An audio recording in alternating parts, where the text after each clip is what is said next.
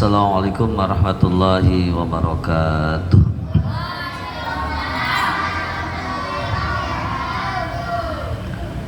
A'udzubillahi minasyaitonir rajim. Bismillahirrahmanirrahim. La hadratin Nabil Mustafa syafa'ati Rasulullah sallallahu alaihi wasallam wa ala alihi wa ashabihi wa auladihi wa azwajihi wa dzurriyyatihi wa alal baiti ajma'in at-tahirin al-akhyar wa jami' sahabat Nabi Muhammadin sallallahu alaihi wasallam. Sayyidina Baginda Siddiq wa Sayyidina Umar wa Sayyidina Utsman wa Sayyidina Ali karamallahu wajah wa jami' sahabat Nabi Muhammadin sallallahu alaihi wasallam kullu wa jami' awliya ta'ala min masyariqil ardi ila magharibiha fi barriha wa bahriha min yaminha ila shimaliha wa tusammi bani adam ila yaumil qiyamah wa jami'il ulama'il amilin wal fuqaha'i wal muhaddisin wal qurra'i wal mufassirin wa sadati sufiyatil muhaqqiqin wa jamil asatidina fi baladina al-Indonesia wa fi madinati Cirebon wa salihim wa furihim wa khasim wa libatihim wa silsilatihim summa ruhatikal faqir ila rahmati rabbi min abaina wa ummahatina wa ajadina wa jaddatina wa khalina wa khalatina وجعل للقبور من المسلمين والمسلمات والمؤمنين والمؤمنات شيء لله لهم الفاتحة. أعوذ بالله من الشيطان الرجيم. بسم الله الرحمن الرحيم.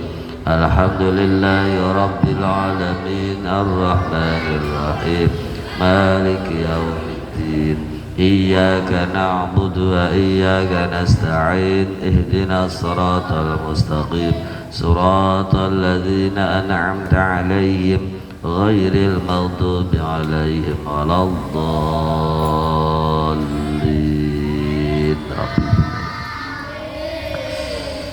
أعوذ بالله من الشيطان الرجيم. بسم الله الرحمن الرحيم. إن الحمد لله والصلاة والسلام على رسول الله. أما بعد.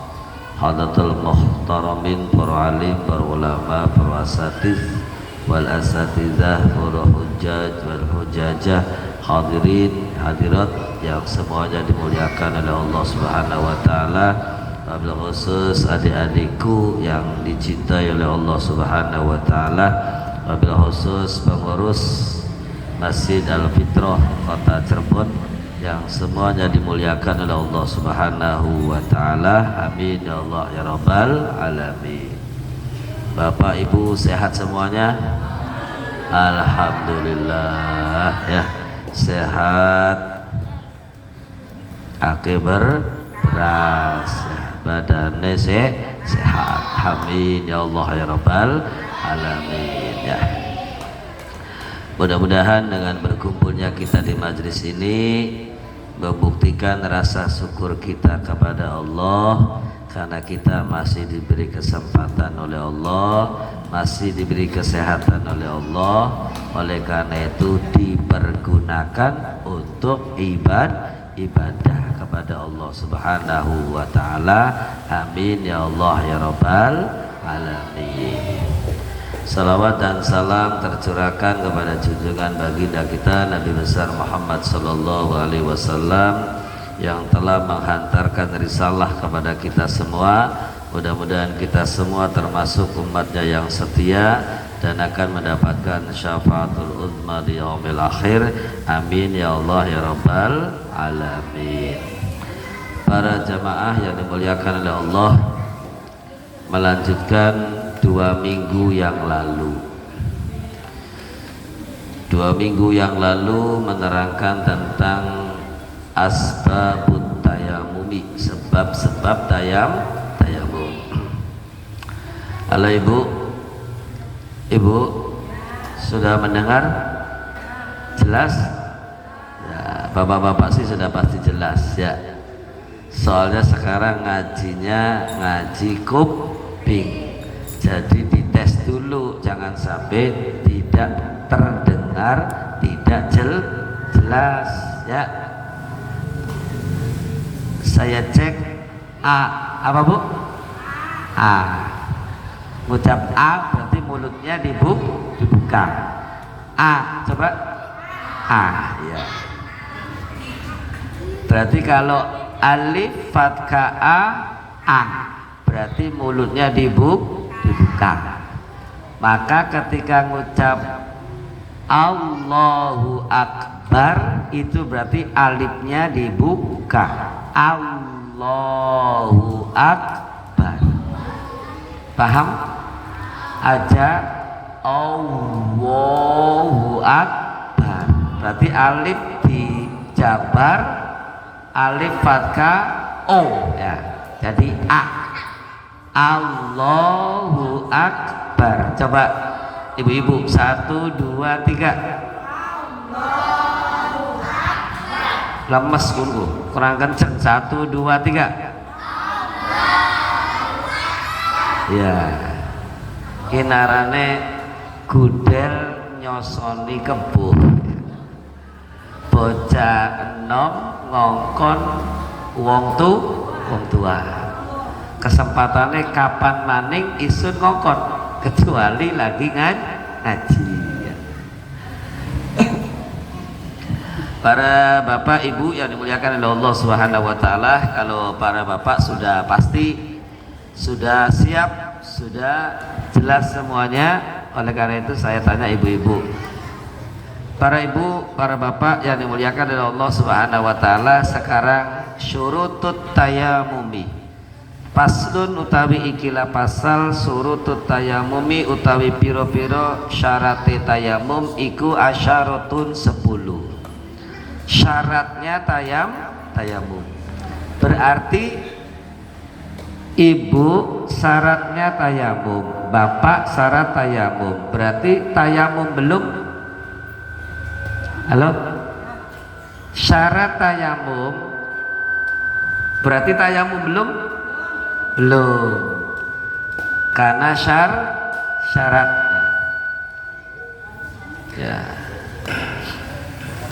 Ya. Syarat tayamum berarti syaratnya kita melakukan tayamum, berarti sebelum melaksanakan tayamum. Syaratnya ada 10.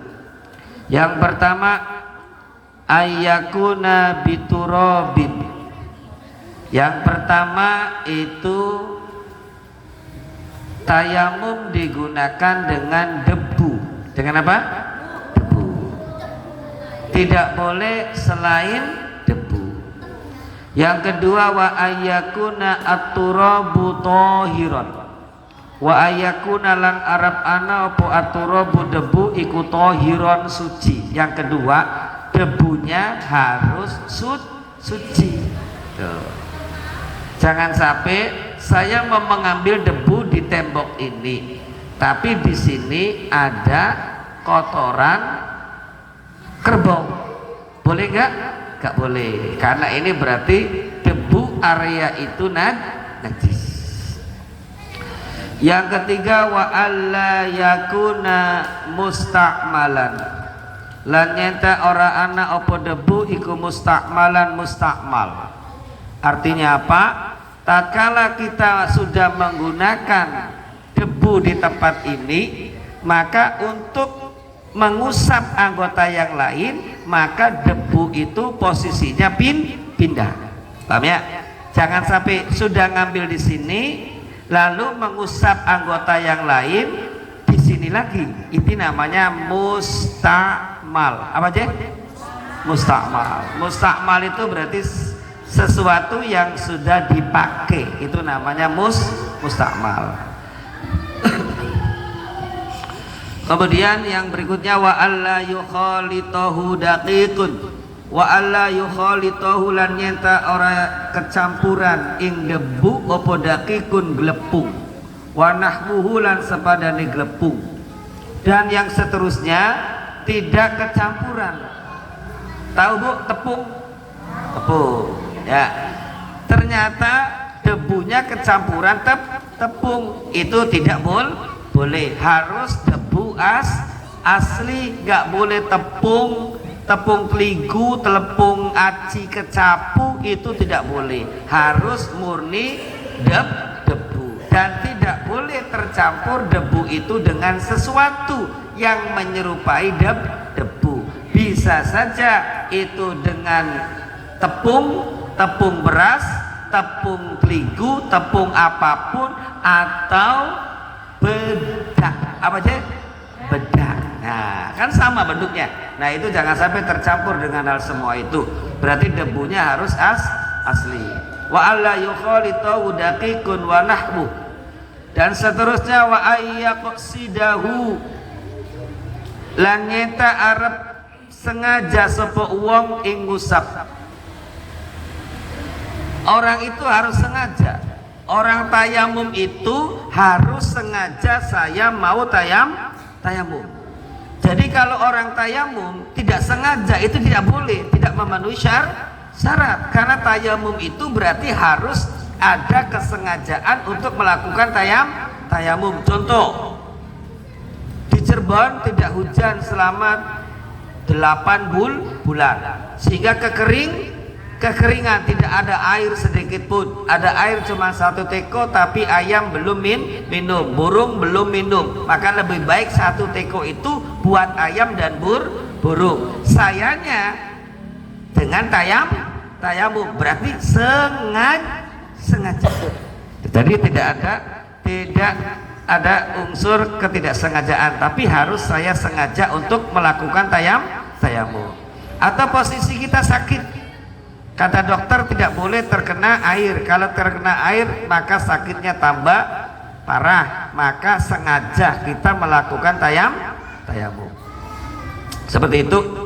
Kemudian wa ayyam saha, lan nyata ngusap sapa si wong wajhahu ing raine wong, wa yadaihi lan kedua tangan orang tersebut, bidorbataini kelawan 2 pukulan. Dorbun bisa mukul, bisa ngusap 2 kali. Oleh karena itu yang diusap itu cuma 2 anggota muka sama kedua tangan. Itu tayamum apa saja? Tayamum karena wudhu, pengganti wudhu, atau tayamum karena mandi besar. Paham ya? Jangan sampai kalau wudhu yang dibasuh ini, tapi kalau mandi besar maka sebadan guling. Tidak, itu sih namanya ayam ya, para jamaah yang dimuliakan oleh Allah Subhanahu wa taala. Jadi kita memindahkan debu, diusapkan ke bagian muka sama kedua tangan. Wa ayyazila an-najasata, wa ayyazila lan nyetang ilangaken sapa wong an-najasata ing pira-pira najis awalan ing dalam kawitane. Jadi para bapak ibu yang dimuliakan oleh Allah, ketika posisi ada najis, maka najis itu dihilangkan terlebih dahulu sebelum kita melakukan perbuatan tayamum. Itu namanya syarat untuk melakukan tayamum. Nah, para jamaah yang dimuliakan oleh Allah Subhanahu wa taala, sekarang masih ke bab tayamum. Wa ayyastahida fil qiblati qablahu, wa ayyastahida lan nyata niti sapa si wong. Niti itu berarti mencari suatu kebenaran, fil qiblati kepada arah kiblat, qablahu sebelum kita melakukan tayamum. Berarti disyaratkan menghadap ke arah kiblat. Seperti itu. Nanya dulu kiblatnya mana ya? Oh, sebelah sana. Berarti posisi kita menghadap ke arah kiblat. Itu syarat. Kemudian wa ayyakuna at-tayammum ba'da dukhulil waqti. Dan berikutnya tayamum dilakukan ketika sudah masuk waktu sholat. Ketika sudah masuk waktu sholat. Contoh, Allahu Akbar, salat duhur, baru kita tayamum. Tidak boleh jam 11 kita tayamum untuk sholat zuhur, tidak boleh. Ya, tidak boleh. Tapi tayamum dilakukan ketika sudah masuk waktu sholat. Kenapa bisanya nggak boleh Bapak Ibu? Belum waktu sholat. Belum waktunya. Kalau wudhu pakai air Boleh. bebas kan? Jam 10, jam 9, jam 7 kita wudhu terus sampai zuhur nggak batal, itu boleh. Tapi kalau tayamum tidak boleh, disyaratkan ketika masuk waktu sholat. Jawabannya karena kalau tayamum itu ada suatu sebabnya karena tidak ada air. Sedangkan turunnya hujan kehendak siapa? Ya Allah. Kehendak Gusti Allah. Kalau saya tayamum jam 11 untuk sholat duhur, itu tidak memenuhi syarat. Kenapa? Bisa jadi jam setengah 12 hujan besar. Paham kan Bapak Ibu? Ya. Andai kata saya jam 11 wudhu untuk sholat zuhur, kenapa bisa tayamum? Karena Bapak Ibu sakit. Bisa jadi jam 12 lewat 5 menit mau masuk sholat zuhur 5 menit ibu sembuh. Itu bisa jadi. Oleh karena itu tayamum dilakukan ketika masuk waktu sholat. Kemudian wa ayyatayammama likulli fardin, wa ayyatayammama lan nyatayamum sapa si wong likulli fardin untuk setiap fardu. Artinya satu tayamum dilakukan untuk satu sholat fardu. Allahu Akbar, Allahu Akbar. Zuhur ibu tayamum untuk sholat zuhur. Qabliyah ba'diyah tidak apa-apa, sudah selesai. Waktu sholat asar, Allahu Akbar, Allahu Akbar. Masuk sholat asar ibu tayamum lagi. Satu tayamum digunakan untuk satu sholat fardu. Paham? Nah kalau wudhu pakai air, satu wudhu untuk 24 jam boleh tidak? Boleh. Kan seperti itu. Itu bedanya tayamum sama wudhu pakai air. Paham kan Bapak Ibu yang dimuliakan oleh Allah Subhanahu wa taala? Jadi yang terakhir wa ayyatayammama likulli fardin, dan tayamum dilakukan untuk satu sholat fardu. Kalau baca Quran itu boleh, kalau sholat sunnah itu boleh, tapi dirapel duhur sampai asar satu tayamum itu tidak memenuhi syarat. Ya, para jamaah yang dimuliakan oleh Allah Subhanahu wa taala, paham sampai di situ? Paham ya, supaya cepat para jamaah yang dimuliakan oleh Allah Subhanahu wa taala. Kemudian ntar prakteknya sekaligus. Faslun furudut tayamum. Pasal berikutnya yaitu menerangkan tentang furudut tayamum, utawi piro-piro fardune tayamum iku khamsatun, ada 5. Sekarang fardunya yang harus dilakukan ketika melaksanakan tayamum. Yang pertama al-awal utawi kang dingin iku naqlut turab, memindahkan debu, sengaja memindahkan debu. Yang pertama berarti sengaja memindahkan debu dari tempat debu, baik tembok ataupun tirai ataupun meja, yang penting ada debunya, sengaja dipindahkan. Paham kan? Berarti kalau pas angin besar, saya tayamum, boleh nggak? Tidak boleh, karena itu tidak memindahkan. Jadi rukunnya naqlut turab, memindahkan debu dari tempatnya ke bagian yang harus diusap, yaitu muka dan kedua tangan harus dipindahkan, sengaja dipindahkan. Berarti kalau pas saya begini, Bu, saya mau tayamum Bu, lalu ibu ambil debu diguyurin, boleh nggak? Tidak boleh, itu namanya tidak memindahkan. Para jamaah yang dimuliakan oleh Allah Subhanahu wa taala. Kemudian yang kedua asani an-niyah, yang kedua yaitu niat. Nah, niat ini para jamaah yang dimuliakan oleh Allah Subhanahu wa taala, kita semua harus memahami tentang niat. niat itu hadisnya sahih di dalam kitab Arba'i Nawawi. Wa an Abi Hafsin Umar ibn al-Khattabi radhiyallahu anhu sami'tu Rasulullah sallallahu alaihi wasallam qol. Hadis diriwayatkan oleh Abi Hafsah.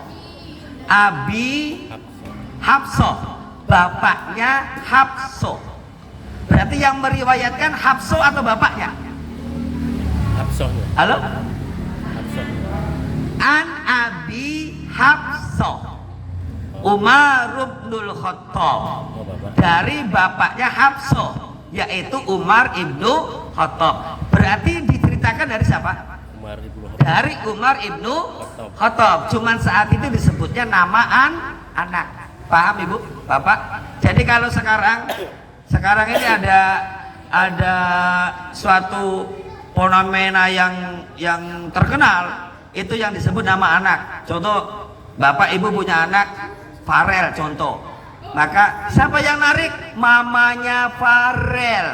Berarti itu mamanya. Ya, itu berarti ketika ada orang yang menyebut nama anaknya, itu sesuatu yang bukan modern. Dari dulunya sudah ada. Paham kan Bu ya? Nah, jadi andai kata ada orang yang bapaknya Umar, berarti bukan Umarnya tapi bapaknya. Paham kira-kira? Nah, para jamaah yang dimuliakan oleh Allah Subhanahu wa taala, ini belajar tentang rawi hadis. Belajar tentang rawi hadis. Berarti an Abi Hafsah, dari bapaknya Hafsah Umar bin Khattab, Sayyidina Umar radhiyallahu anhu. Ya, berarti kata Sayyidina Umar. Sekarang saya nanya ke Bapak Ibu.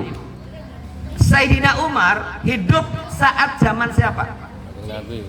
Saat zaman Nabi. Berarti keabsahan hadisnya itu pasti absahnya karena satu zaman. Mutlak. Ya, satu zaman, bukan jari. Karena satu zaman. Paham gak kira-kira? Oke, paham. Nah, karena satu zaman antara Kanjeng Nabi Muhammad dengan Sayyidina Umar ibnu Khattab itu satu generasi. Sayyidina Umar tahu Nabi Muhammad Shallallahu Alaihi Wasallam. Berarti hadis ini jelas. Paham nih Bapak Ibu yang dimuliakan oleh Allah? Halo? Paham. Kini menang be melongo be keder atau pusing? Kata pusing-pusing ya. Yang penting paham beli, paham enggak? Paham. Ngerti enggak? Ngerti. Lalu pulang lupa, wajar. Al insanu mahalul khoto wanisyan. Manusia itu tempatnya lupa. Paham enggak Bu ya? Paham, berarti maklum arahnya, namanya manusia, tempatnya lupa. Kalau lupa terus arahnya lombok. Perjamaah yang dimuliakan oleh Allah Subhanahu wa taala. Nah, niat berarti niat itu adalah hadisnya sahih ya, sahih. An Abi Hafsah Umar bin Khattab sami'tu Rasulullah sallallahu alaihi wasallam qol innama a'malu bin niyah. Segala sesuatu tergantung pada niat. Faman kana hijratu ilallahi war rasul fa hijratu ilallahi war rasul. Siapa orangnya yang niat pindah kehaluan kepada Allah dan Rasulnya, maka orang itu akan mendapatkan sesuai dengan niatnya, sesuai dengan hijrahnya. Faman kana hijratu ilal mar'ah ay ilar rajul fayankihuha. Apabila laki-laki itu berbuat baik kepada seseorang, tujuan untuk menggait perempuan itu supaya mencintainya, maka akan mendapatkan perempuan itu untuk dinikahi. Berarti segala sesuatu tergantung niat. Rawahul Bukhari wal Muslim. Hadis ini diriwayatkan oleh Imam Bukhari dan Imam Muslim. Paham Bapak Ibu? Nah, cuman saya meluruskan saja, meluruskan. Ya. Soalnya saya pernah punya, bukan pernah maksudnya, pernah punya murid seperti ini nih, segini nih, murid. Ayo. Murid segini perempuan segini, laki-laki segini, kelas SD sampai kelas 6, ada yang SMP juga. Kalau maghrib, setiap malam Jumat maghrib saya isi dengan sholawat nariyah. Setelah sholawat nariyah selesai, saya isi bacaan sholat, niat wudu, niat tayamum, niat mandi besar, niat sholat duhur sampai subuh, sampai bacaan sholat sampai salam. Itu anak-anak. Setelah selesai saya tes satu-satu. Lalu ada anak perempuan, ayo dek, bunyi niat sholat duhur. Lalu si perempuan itu menjawab, Pak Ustadz, saya tidak niat kalau sholat. Tidak niat. Saya karena sudah tua paham. Oh, berarti fahamnya beda. Artinya yang bersangkutan tuh tetap niat tuh. Tetap niat. Cuman hanya tidak dilafalkan. Tapi niatnya di dalam hati. Paham kira-kira? Nah, contoh seperti ini nih, contoh. Saya mau minum. Tapi begini saja. Minum belum? Belum. Nah, saya mau minum, tapi tidak mengangkat gelas, ditaruh di bibir, didorong. Itu namanya minum belum? Belum. Tapi kalau saya mau minum belum? Nah, sudah tadi dia. Jadi niat itu harus disertai dengan pekerjaan setelah niat. Cuman kalau kebiasaan orang kita sebagian sebelum sholat, usolli fardhol maghribi salasa raka'atin mustaqbilal qiblati ada ma'muman lillahi ta'ala, Allahu Akbar. Itu ada yang tidak pakai seperti itu, Allahu Akbar, tidak ada niat itu, tapi tetap di dalam hatinya itu niat. Cuman niatnya tidak dilafalkan. Paham kira-kira? Nah, contoh supaya jelas. NU usolli fardhol maghribi salasa raka'atin mustaqbilal qiblati ada ma'muman lillahi ta'ala, Allah. Mulutnya Allah, tangannya mengangkat, hatinya paham. Nah, wa talaffudu biha sunnatun. Yang diucapkan tadi sebelum mengangkat tangan itu sunnah. Paham kan?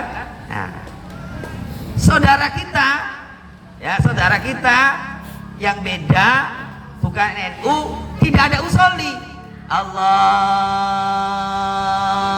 tapi hatinya tetap niat. Jadi intinya sama nggak? Sama. Intinya sama, cuman sebelah tidak mengucapkan oleh mulut sebelum takbir, tapi kalau kita diucapkan sebelum takbir dan ketika takbir hatinya ikut niat. Kalau beliau tidak diucapkan sebelum takbir, tapi ketika takbir hatinya tetap niat. Ya, paham nggak? Jadi supaya jangan sampai ada perbedaan penjelasan. Jadi niat itu hadisnya sahih, diucapkan oleh mulut itu sunnah, yang termasuk rukun ketika sholat, yang termasuk rukun ketika wudhu, yang termasuk rukun ketika tayamum. Niat disertai dengan pekerjaan setelah niat. Paham ya Bapak Ibu? Nah seperti itu. Jadi orangnya sih sama, cuman beda pemakaian setiap hari. Kenapa kita usolli fardhu duhri, usolli fardhul maghribi diucapkan dulu oleh mulutnya supaya mengingat, hatinya jangan sampai lupa. Seperti itu contohnya. Para jamaah yang dimuliakan oleh Allah Subhanahu wa taala. Berarti niat yang kedua. Rukunnya nih niat itu berarti termasuk rukun di dalam tayamum. Dan yang ketiga asalisu masul wajhi. Yang ketiga yaitu mengusap muka. Ar-rabi'u, rukun yang keempat masul yadaini, mengusap kedua tangan ilal mirfaqaini sampai dengan sikut. Al-khamisu at-tartib bainal mashatain, dan rukun yang kelima harus tartib, berurutan. Tartib selalu ada. Artinya apa? Kenapa harus tartib? Karena al-islamu wa ad-din, Islam itu adalah aturan. Jadi kita hidup itu ibadah itu tidak seperti sakarep dewek, rara gudik, rarawan, gerada geridik, orang karuan. Tidak bisa seperti itu. Al-islamu wa ad-din, Islam itu adalah aturan. Jadi kalau orang mau ibadah harus sesuai dengan aturan. Maka yang awal niat, setelah niat mengusap muka, setelah muka lalu mengusap tangan. Ada orang tayamum, orang saya mau tangan dulu, terus setelah tangan lalu saya mengusap muka, setelah mengusap muka lalu saya niat. Itu namanya sekarang sendiri. Itu berarti sah nggak tayamumnya? Tidak. Kenapa? Karena tidak tartib. Sama kayak wudhu, saya ngusap tangan, setelah ngusap tangan saya membasuh kaki, setelah kaki saya membasuh muka, setelah muka saya mengusap rambut kepala. Sekarang sendiri tidak bisa, harus ada aturan. Ya, jadi al-islamu huwa ad-din. Islam itu adalah sebuah aturan. Jadi orang Islam ada orang yang terbiasa diatur, tidak sekarang sendiri. Paham gak bapak-bapak? Ya paham. Ibu-ibu? Alhamdulillah paham sekali ibu-ibu yang dimuliakan oleh Allah Subhanahu wa taala. Nah, oleh karena itu saya contohkan terlebih dahulu, ya. Ketika saya mau tayamum, ya. Berarti pastikan ada debu. Ada debu. Sudah ada debu, pastikan debunya suci. Sambil memperhatikan mana arah kiblat. Ya kan seperti itu ya? Arah kiblat. Kemudian sudah ada semua, nunggu masuk waktu sholat. Allahu akbar, Allahu akbar. Waktu sholat masuk baru. Ya, itu tarik. Ya, seperti ini. Ini harus ditarik. Tarik sampai sikut. Ya. Perempuan berarti kerudungnya harus dilepas. Sebab kalau perempuan wudu atau tayamum pakai kerudung, ya keder ya. Seperti oleh karena itu laki-laki topinya harus dilepas. Saya kalau nggak pakai kacamata nggak kelihatan bu. Sama. Ya, seperti ini. Nah, ada ke sana, nempel, blok. Nawaitu tayamum li istibahatis sholati fardhon lillahi ta'ala sunnah. Nah, segini. Ketika posisi seperti ini, niat di dalam hati. Pakai bahasa apa? Terserah. Pakai bahasa Arab seperti tadi boleh. Nawaitu tayamum li istibahatis sholati fardhon lillahi ta'ala. Selesai satunya.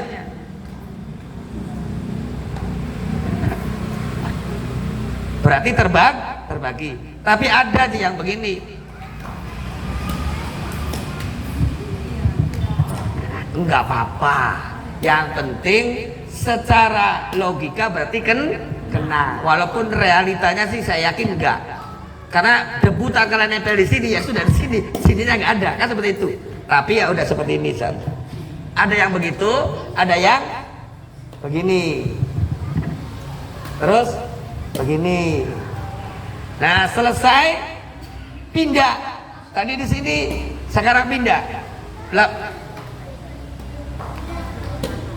Tangan kanan dulu yang diusap. Sampai sikut muter. Maju.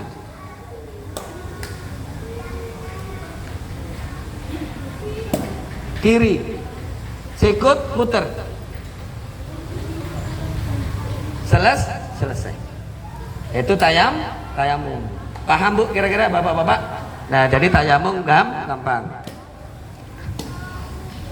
Ada yang bertanya, diwakili oleh saya. Posisi sakit. Tangannya nggak bisa ngangkat. Buru-buru pengen tayamum. Ya berarti ditayamumin oleh yang sehat anaknya. Bu, papa, mama, ini masuk waktu sholat asar. Mama sholat. Sebelum sholat bersihkan dulu seluruh badannya. Kalau pas kebetulan pakai pempes, berarti pempesnya diganti dulu. Bersih, semaknya bersih, diganti semua. Berarti sudah tidak ada najis. Nah, seperti itu. Lalu tayamum. Tayamum tidak bisa ditayamumin oleh anaknya tayamum. Niat saya menayamumkan bapak saya atau ibu saya atau saudara saya yang satu muhrim.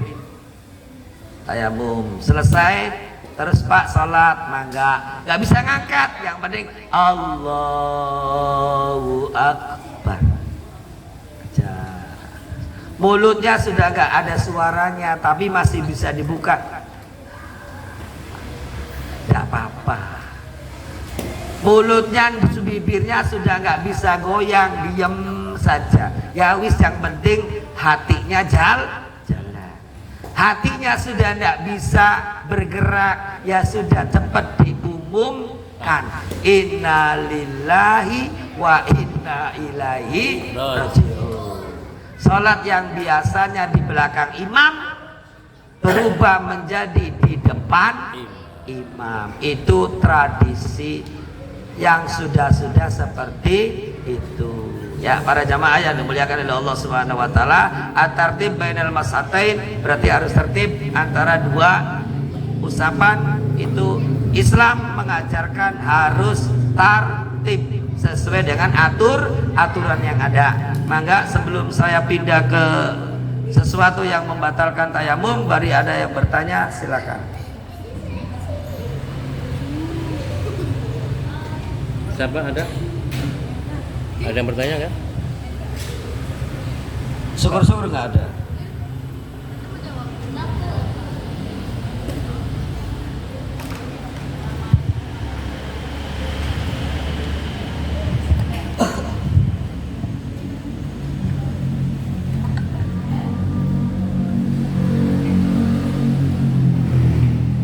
Assalamualaikum warahmatullahi wabarakatuh. Assalamualaikum warahmatullahi wabarakatuh. Mau bertanya seperti ini Ustadz, kalau misalnya yang korban bencana banjir seperti kemarin itu kondisinya kan mereka belum ada yang belum bisa ganti baju gitu. Nah itu bagaimana sholatnya itu, apakah dengan seadanya seperti itu sholat seperti biasa, dan apakah nanti harus dikodo lagi setelah mereka bisa suci dengan sempurna atau tidak perlu dikodo Ustadz sholatnya gitu. Terima kasih Ustadz. Assalamualaikum. Assalamualaikum warahmatullahi wabarakatuh. Lain. Assalamualaikum warahmatullahi wabarakatuh. Assalamualaikum warahmatullahi wabarakatuh. Mohon izin bertanya mengenai tayamum Pak Ustadz. Apakah itu wajib untuk menghadap kiblat? Tayamum itu Pak Ustadz, misalkan di perjalanan atau di mobil, misalkan perjalanan jauh kita mau sholat, dadakan sholat di mobil kan tayamum, kan belum tentu tuh mobilnya ngadepnya ke kiblat gitu kan, dan mungkin juga kita nggak tahu itu arah kiblatnya di mana gitu kan. Terus juga ketika mentayamumkan orang yang sakit, apakah juga tuh orang yang sakit harus dihadapkan ke kiblat atau bagaimana? Dan yang pertanyaan yang lainnya adalah begini, berhubungan dengan cuaca pada saat ini Pak Ustadz, lagi hujan terus, jadi banyak yang sakit, batuk pilek dan lain sebagainya. Ini seandainya saya ini sholat berjamaah di masjid, kemudian irungnya lu meler be Ustaz, meler, encer ya, mencer, nah terus jatuhlah ke sajadah saya gitu kan. Kemudian ketika sujud itu umbul saya nempel ke saya. Nah itu saya ini gimana tuh? Apakah batal atau enggak tuh Pak Ustaz? Demikian Ustaz. Assalamualaikum warahmatullahi wabarakatuh. Assalamualaikum warahmatullahi wabarakatuh. Para jamaah yang dimuliakan oleh Allah Subhanahu wa taala, dua dulu. Yang pertama, ketika posisi terkena musibah seperti saudara-saudara kita, keluarga kita yang di sana, kemudian ketika datang waktu sholat, maka satu, tetap melaksanakan ibadah sholat dengan cara seadanya, litahiyatil waktu sholat, karena menghormati waktu sholat. Satu, dengan seadanya, posisi seadanya, tidak memaksakan seperti layaknya orang-orang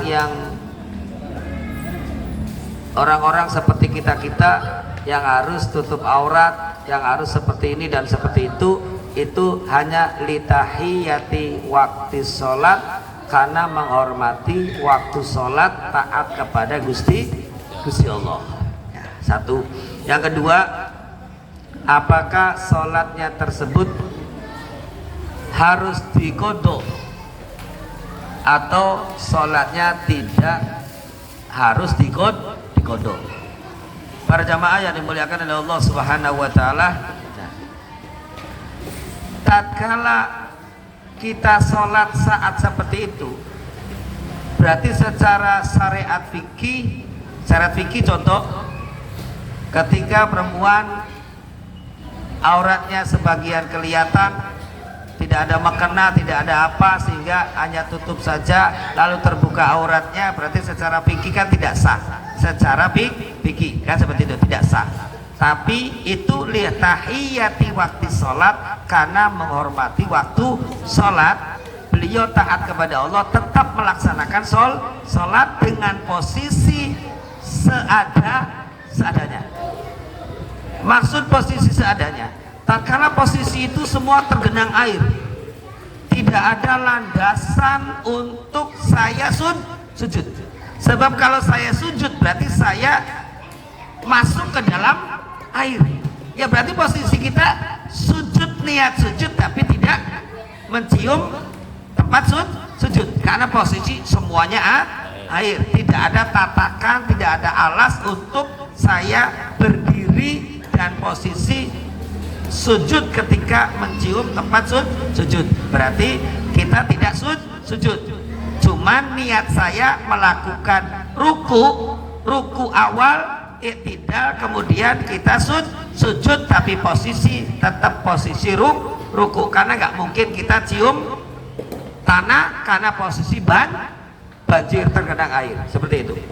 Kemudian sholatnya diqodho atau tidak, sholatnya karena yang tadi hanya niatnya litahiyati waktu sholat, karena niat menghormati waktu sholat saja. Ketika tempatnya sudah kembali normal, maka bapak ibu yang tadi mengqodho setiap waktu sholat. Contoh, saya sholat duhur, selesai duhur biasa yang punya waktu qobliyah ba'diyah, lalu saya sholat qodho tatkala itu. Nah itu qodho sholat, karena litahiyati waktu sholat, karena dulu hanya menghormati waktu sholat saja. Ya, isyarat. Para jamaah yang dimuliakan Allah Subhanahu wa taala, yang terakhir, najis itu sesuatu yang dianggap jijik bagi kita. Najis itu selain yang sudah dinaskan, yang sudah ditentukan adam wal qayhu, darah, nanah, utah-utahan, selain daripada itu, tapi sesuatu yang menjijikan bagi diri kita, itu berarti najis bagi diri kita. Seperti pertanyaan Pak Ustadz, Ingus, menurut saya, pribadi saya nggak jijik bagi saya. Orang biasa seperti itu, lalu jatuh, truk di tempat sujud, lalu keinjek lagi, sholat saya batal tidak? Sholatnya tidak batal. Karena itu menurut saya ini punya saya, maka ini tidak menjijikan bagi saya. Berarti ini tidak najis. Paham nggak? Tapi kalau ibu jijik ya, berarti ini adalah najis bagi ibu. Paham kan? Apalagi ibu kan syarat ketika anak masih kecil, masih bayi, pilek, maka ibu biasanya nyedot Bu ya, disedot hidungnya. Kalau seperti itu enggak jijik, enggak apa, itu seorang ibu, pengorbanan seorang ibu untuk anak. Oleh karena itu sholatnya batal tidak? Sholatnya tidak batal karena tidak menjijikan bagi dirinya. Paham kira-kira? Ya itu saja, karena sudah isya dan saya pun mohon izin, saya langsung pulang, saya sholat di sana karena tetangga tahlilan. Kalau dari sini sholat isyanya di sini sampai sana ntar ketinggalan. Itu saja mungkin yang dapat disampaikan. Mudah-mudahan kita semua sehat semua, kita diberikan rezeki yang banyak oleh Allah semuanya, kita semua dipertemukan dalam posisi sehat walafiat, taat ibadah kepada Allah Subhanahu wa taala.